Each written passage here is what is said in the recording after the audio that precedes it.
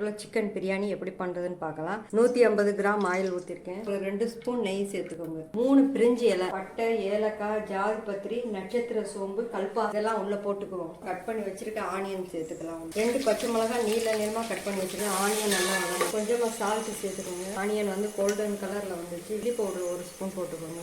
மஞ்சள் பொடி 1/2 ஸ்பூன், கரம் மசாலா பொடி 1 spoon, chicken powder 1 spoon, chicken biryani powder இருந்தால் 1 ஸ்பூன் போட்டுக்கோங்க. இது எண்ணெயில் அந்த பவுடர்லாம் நல்லா வதங்கி நல்லா இருக்குது. கயத்தில் இதில் தக்காளி கொஞ்சம் மட்டும் சேர்த்துக்கலாம்.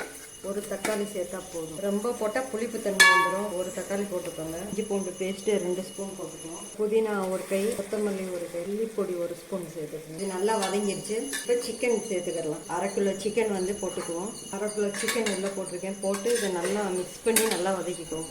மசாலா எல்லாம் இதில் வந்து சிக்கனில் இறங்கணும். இதில் தண்ணி எதுவும் ஊற்ற தேவையில்லை. கொஞ்சம் நேரம் கழிச்சு நம்ம தண்ணி கலந்துக்கலாம்.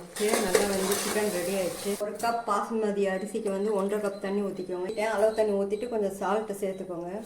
கூட உப்பு இருக்கிற மாதிரி அளவை பார்த்து போட்டுக்கோங்க. இப்போ சிக்கன் வந்து தண்ணி ஊற்றி நல்லா கொதிக்க ஆரம்பிச்சிருச்சு. தயிர் வந்து 2 ஸ்பூன் சேர்த்துக்கோங்க. அரிசியை வந்து 1/2 மணி நேரம் ஊற வச்சுக்கோங்க. அரிசி அதில் சேர்த்துக்கலாம். இந்த அரிசி உடஞ்சிராம லேசாக கிண்டி விடுங்க. தண்ணியெல்லாம் வற்றி பிரியாணி ரெடி ஆயிடுச்சு. இப்போ வந்து நெய் 1 ஸ்பூன் நெய் போட்டுக்கோங்க. நெய் போட்டிங்கன்னா ஒன்னோட ஒன்று ஒட்டாமல் நல்லா வரும். நல்லா கிண்டி விட்டுட்டு இப்படி ஒரு தட்டை எடுத்து மூடி வச்சுருங்க. 2 நிமிஷம் நல்லா சூடு பண்ணிட்டு ஸ்டவ் ஆஃப் பண்ணிடுங்க. தம் போட்டு 10 நிமிஷம் ஆயிடுச்சு. இப்படி ஒரு மூடி போட்டு அது மேலே வெயிட்டானது இப்படி தூக்கி வச்சுக்கோங்க. இப்போ 10 நிமிஷம் கழிச்சு இதை ஓப்பன் பண்ண போகிறோம். பார்க்கலாம் எப்படி இருக்குன்னு. சூட ஆவி பறக்க சுட சுட பிரியாணி ரெடி ஆயிடுச்சு. இப்போ எடுத்து நீங்கள் சேவ் பண்ணிடுங்க. நல்லா சுட சுட டேஸ்டான சுவையான சிக்கன் பிரியாணி ரெடி. பாருங்க நல்லா கமகமன்னு நல்ல சுவையோட இருக்கு. இது மாதிரி நீங்களும் ரெடி பண்ணி ட்ரை பண்ணி பாருங்க. கண்டிப்பாக நல்லா வரும். கீழே கமெண்ட்ஸில் சொல்லுங்க.